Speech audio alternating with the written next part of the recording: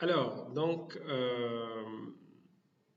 voilà, donc tout à l'heure, on a créé un objet, d'accord, X, et on a rempli les valeurs, les variables à l'intérieur. Maintenant, on va essayer, par exemple, d'afficher, on va essayer d'afficher le nom, par exemple. D'accord? Donc, pour afficher le nom, donc il suffit de faire system out print, d'accord, ou bien println. Donc, vous connaissez maintenant println. Et on peut mettre, par exemple, pour afficher le nom de x, le nom de l'objet x, on peut mettre x.nom. D'accord? Bien sûr, on a dit que Java c'est un langage très sensible à la case, donc il faut pas mettre juste nom avec N majuscule. Pardon, il faut utiliser N comme il est déclaré dans article. S'il est en N majuscule, il faut l'utiliser comme N majuscule. Sinon, si on modifie N majuscule, on aura des problèmes. D'accord? Si c'est en minuscule, tout est en minuscule, il faut le mettre en minuscule. D'accord? Voilà, donc dans notre cas, c'est N majuscule, donc il faut l'utiliser comme N majuscule. L'essentiel.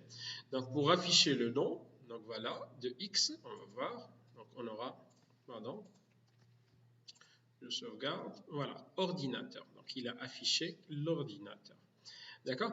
Pour afficher par exemple le prix d'achat, par exemple, donc on fait pareil, donc system out println, donc X. Par exemple, le prix d'achat. Donc, pareil. Donc, voilà. Voilà, donc, ordinateur et 500 €. D'accord? Pareil pour le prix de vente. Pardon? Le prix de vente, pareil, j'ai mis copier-coller. D'accord? Voilà, donc, afficher le prix de vente. Donc, il affiche le prix de vente. Bon, le prix de vente, parce qu'on ne l'a pas mis ici, donc il est à 0.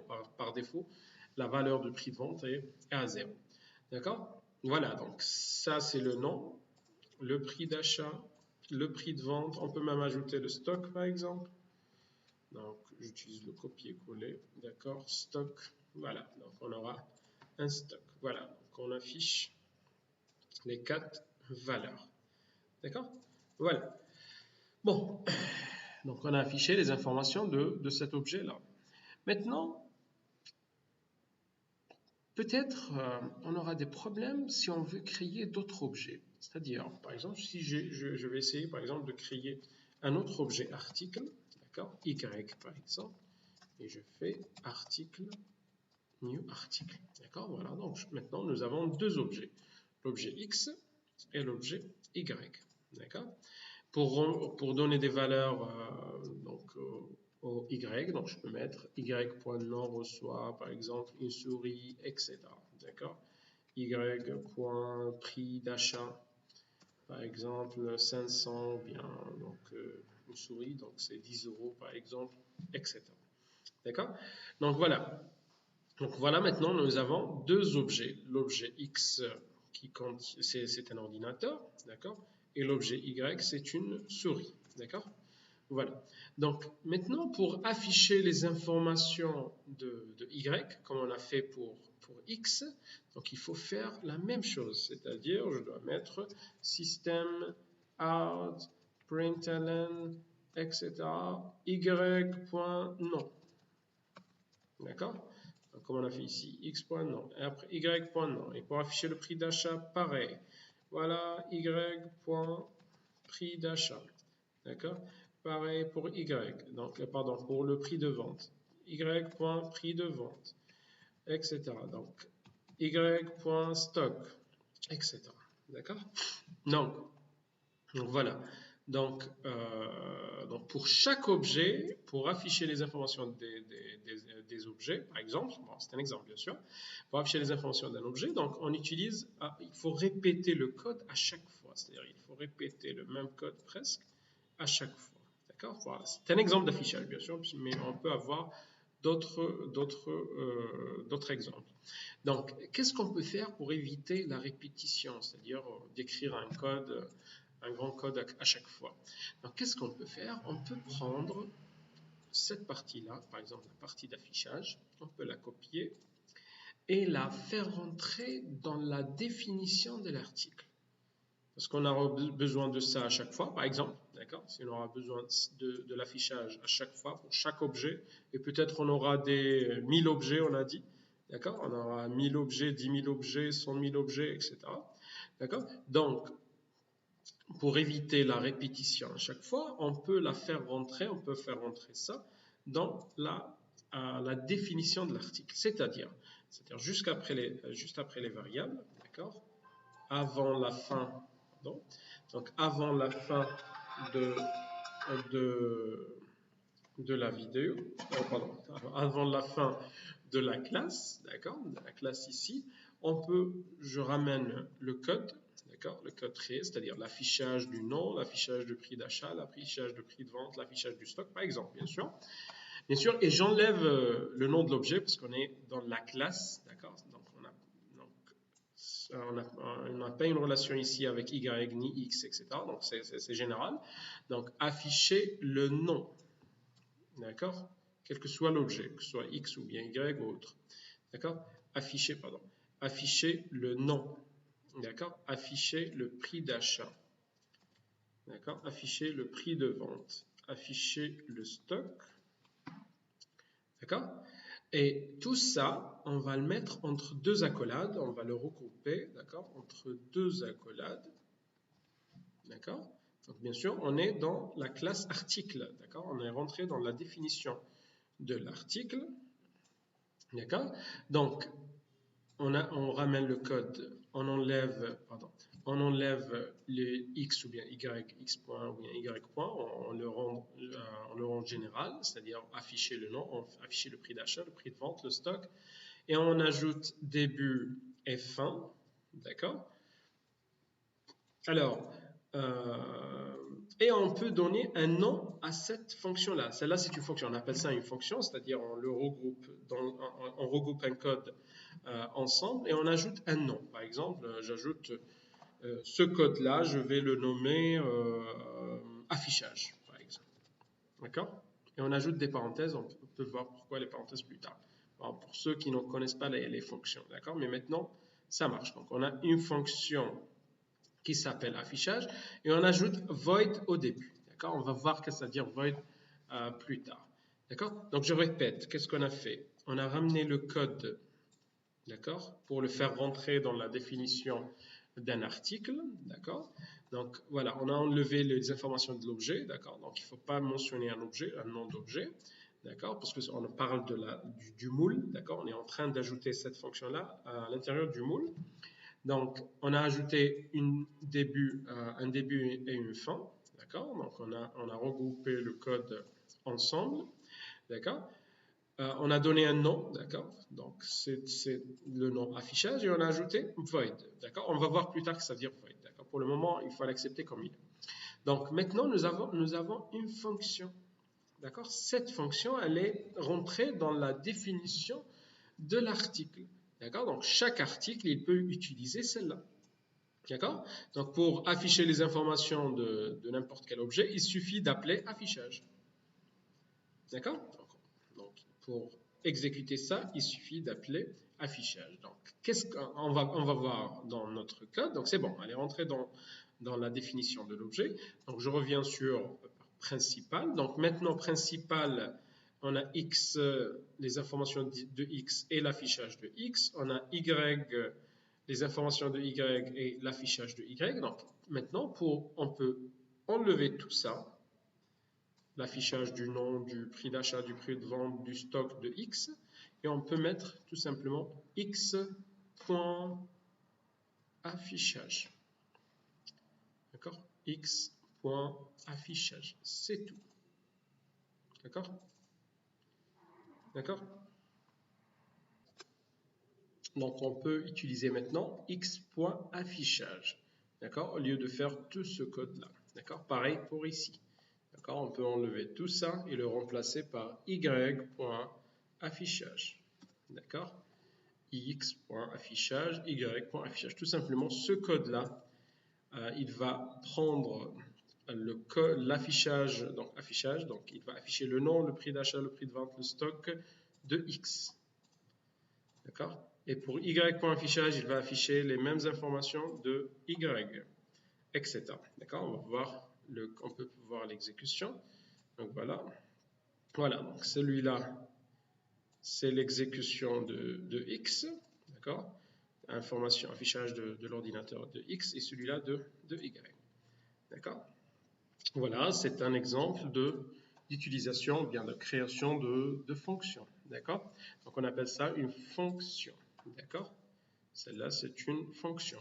Prenons un autre exemple. Par exemple,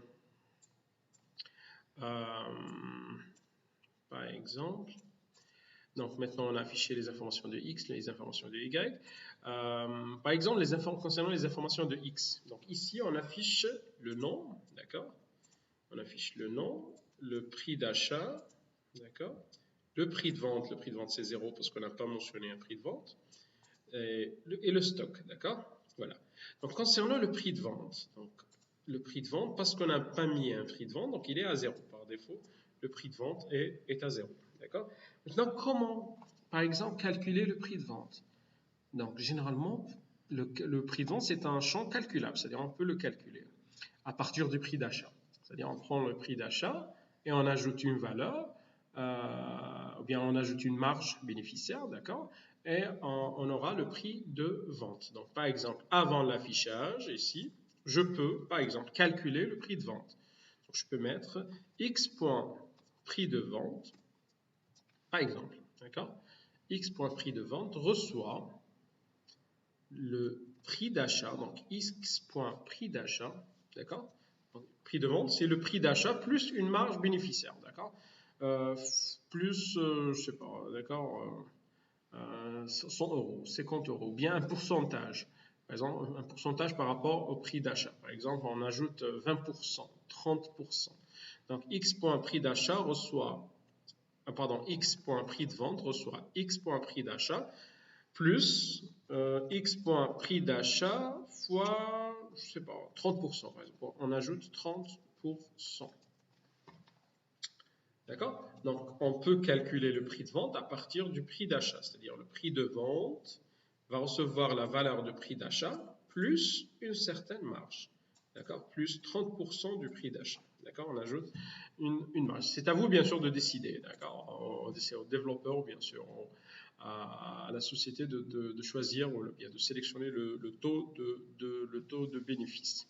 D'accord? Donc voilà, donc maintenant on va prendre le prix d'achat et on va ajouter 30%. Donc ce code-là, il va prendre 500 euros et il va ajouter 30% de 500 euros sur 500 euros et on aura le prix de vente. Donc on va l'essayer maintenant. Voilà, donc, pardon, je reviens sur ça. Donc voilà, donc on a 500 le prix d'achat et maintenant on a 650 le prix de vente. D'accord? Le prix de vente de ce produit-là. Donc on a pu calculer ça. D'accord? Donc pareil pour le Y, on peut faire la même chose, donc, mais aussi pour simplifier la programmation, puisqu'on utilise ça souvent, on calcule le prix de vente souvent, donc on peut créer une fonction qui calcule le prix de vente. D'accord? Donc je peux prendre ça et créer une fonction, d'accord, qui s'appelle, je ne sais pas, par exemple, calculer prix de vente. D'accord? Donc on peut calculer le prix de vente. D'accord? Donc, calculer prix de vente, je peux mettre à l'intérieur le prix de vente x.prix de vente. Donc il suffit d'enlever les x. D'accord? Voilà. Donc, chaque prix de vente, on va recevoir chaque prix d'achat plus pourcentage sur le prix d'achat, d'accord? 30% sur le prix d'achat. Donc, maintenant, revenons ici. Donc, au lieu de mettre tout ça, d'accord, à chaque fois, pour chaque objet, on calcule, on ajoute des valeurs, etc., il suffit de faire x.calculer prix de vente. C'est tout. D'accord? Celui-là, il va calculer le prix de vente, c'est-à-dire il va prendre le prix d'achat, il va ajouter un pourcentage et on aura le prix de vente. Voilà. D'accord? Par exemple, ici, on n'a pas encore calculé pour le Y. Donc le Y, le prix de vente, c'est 0. Donc qu'est-ce qu'on peut faire? Y.calculer prix de vente. d'accord? Voilà, donc on aura, voilà, 10 plus 30%, c'est 13 euros, d'accord? On peut le vendre à 13 euros, d'accord? Donc voilà, donc on a vu dans cette vidéo la notion de fonction, d'accord? De fonction, bien des procédures, d'accord? Fonction et procédure. Donc celle-là, c'est une fonction affichage, celle-là, c'est une fonction de calcul, par exemple, etc. D'accord? Bon, on a juste une remarque concernant void. Qu'est-ce que ça veut dire void? Void, c'est-à-dire cette fonction-là, bon, bien sûr, j'essaie de simplifier. Donc, c'est-à-dire fonction-là, c'est-à-dire cette fonction-là, n'a pas une case mémoire dans les cases mémoire ici. C'est-à-dire, il n'y a pas une case mémoire qui s'appelle affichage. D'accord? Il n'y a pas une case mémoire ici qui s'appelle affichage. C'est-à-dire, il n'y a pas une case mémoire ici qui s'appelle calculer prix de vente. D'accord?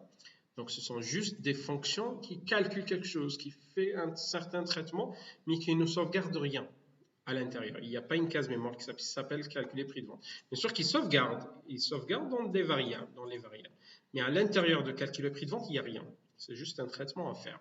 D'accord? C'est ça le mot void. C'est-à-dire, elle est void, c'est-à-dire elle n'a pas une case mémoire, elle n'a pas une valeur retournée. D'accord? On ne retourne pas une valeur dans calculer prix de vente. On ne retourne pas une valeur dans affichage. D'accord? On ne sauvegarde rien à l'intérieur. D'accord? On sauvegarde dans des variables, par exemple. D'accord? Dans d'autres variables, comme prix de vente, prix d'achat, ou bien stock, etc. Mais à l'intérieur de calculer prix de vente, non. Donc, il n'y a pas une case mémoire qui s'appelle calculer prix de vente. D'accord? Voilà. Donc, est-ce qu'on a d'autres cas? Est-ce qu'on peut créer des cases mémoire? Oui, bien sûr. D'accord? Donc, par exemple, prenons un autre exemple. Donc, par exemple, pour calculer le prix de vente à partir du prix d'achat, et on peut ajouter, par exemple, on sauvegarde la valeur du prix de vente, par exemple, hein, on sauvegarde la valeur du prix de vente à l'intérieur de la case mémoire calculer prix de vente, par exemple. D'accord? Donc, on veut créer une case mémoire qui s'appelle calculer prix de vente et on sauvegarde la valeur de prix de vente dedans, par exemple. Donc, qu'est-ce qu'il faut faire pour créer une case mémoire comme celle-là, par exemple? D'accord? Comme celle-là qui s'appelle calculer prix de vente. D'accord?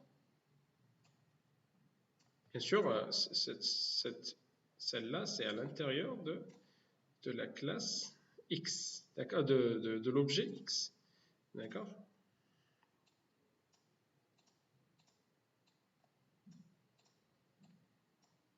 D'accord? Voilà, donc c'est juste, j'essaye de le rendre visible un petit peu.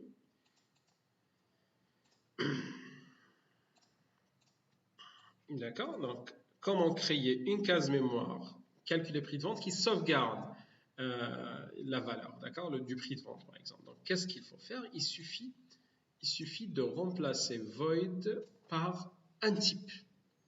Par exemple, je peux mettre integer. Voilà. Ou bien je peux mettre float, ou bien string, etc. C'est à vous de décider le type de la case mémoire à créer. D'accord? C'est-à-dire, cette fonction-là, elle exécute un traitement, elle fait un certain traitement, et en même temps, elle peut sauvegarder une valeur.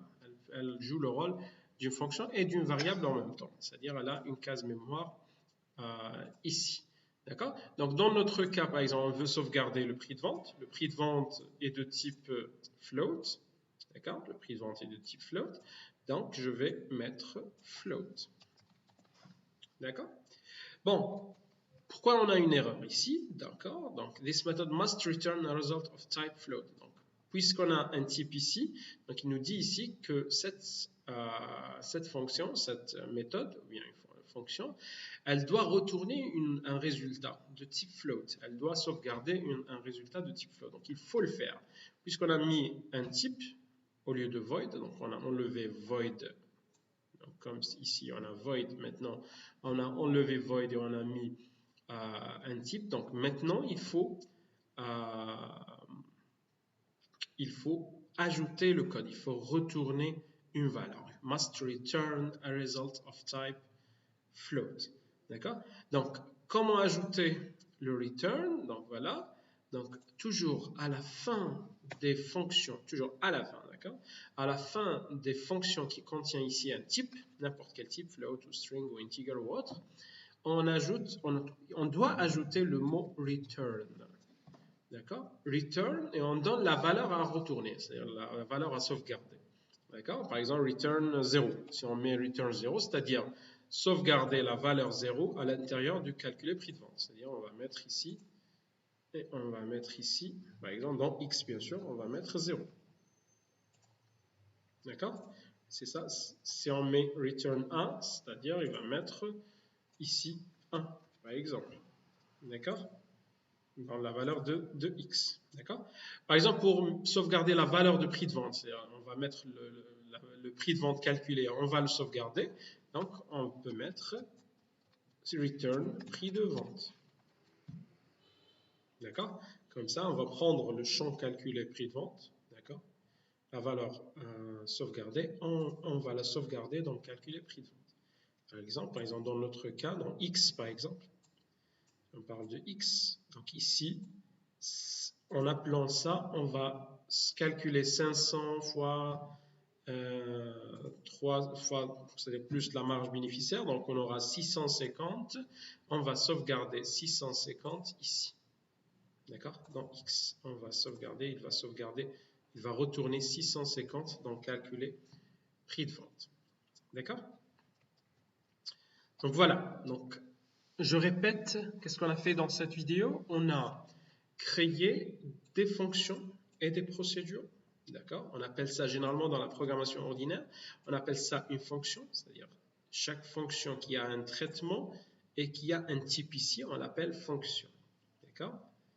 Bon, le nom, c'est pas très important, mais c'est juste pour vous expliquer. Donc, chaque fonction, chaque traitement qui a un type ici, on l'appelle fonction. Et chaque traitement qui a un void ici, d'accord, on l'appelle procédure. Donc, celle-là, c'est une procédure avec void. Et celle-là, c'est une fonction. Donc, vous trouvez ça dans les livres, sur Internet, etc. Voilà, donc on a vu comment créer des fonctions et des procédures. Bien sûr, le nom, maintenant je reviens sur le nom des fonctions et des procédures, etc. Dans la programmation orientée objet, donc la programmation orientée objet, les noms changent. C'est-à-dire, les noms des variables, bon, c'est pas grave. Donc, je reviens sur ça dans la prochaine vidéo pour éviter tout type de problème. Donc, dans cette vidéo, on a vu comment créer des fonctions et des procédures qui peuvent être utilisées dans n'importe quel code facilement sans répéter le code à chaque fois. Donc, on continue dans la prochaine vidéo. Merci.